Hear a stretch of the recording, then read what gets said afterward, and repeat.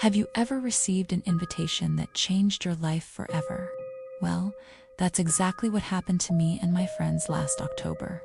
It arrived in an aged envelope, sealed with deep red wax, inviting us to spend one night in the infamous Blackwood Manor. You know, that old mansion on the hill that everyone in town whispers about? I'd heard the stories growing up. The mansion had stood there for over a century, its windows like hollow eyes staring down at our small town. Some said it was built by a wealthy industrialist who mysteriously vanished along with his entire family one stormy night in 1897. Others spoke of servants found dead in bizarre circumstances, their faces frozen in expressions of pure terror. My friends thought it would be exciting, a Halloween adventure to remember. Sarah, always the history buff, couldn't resist the chance to explore such a historic place. Mike brought his camera, hoping to capture evidence of the supernatural, and Tom, well, he just came along to prove how brave he was.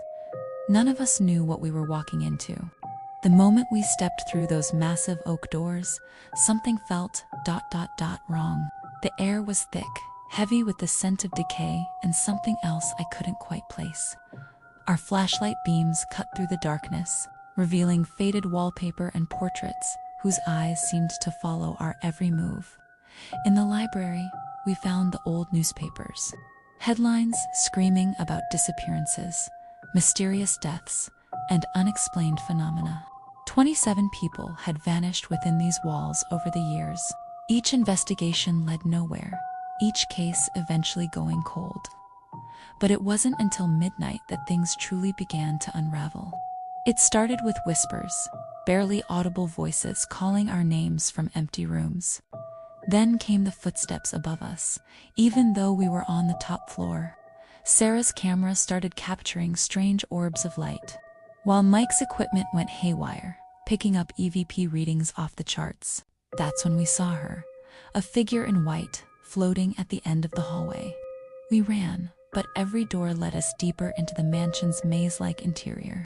The walls began to bleed, literally oozing a dark substance that felt warm to the touch.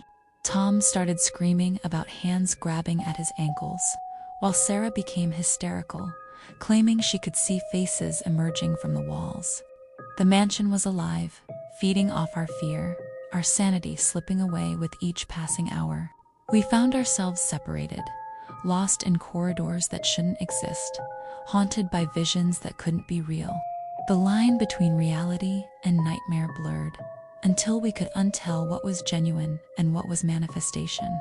Now, as I sit here telling this story, I still question what really happened that night. 3 of us made it out when dawn broke. Mike never left the mansion. The police searched, but like all the others before him, he had vanished without a trace. Sometimes, on quiet nights, I can still hear the mansion calling, inviting me back. And sometimes, in my darkest moments, I wonder if a part of me is still trapped within those walls, forever wandering its endless corridors, searching for an exit that doesn't exist. Remember, not all invitations should be accepted. Some doors, once opened, can never truly be closed again.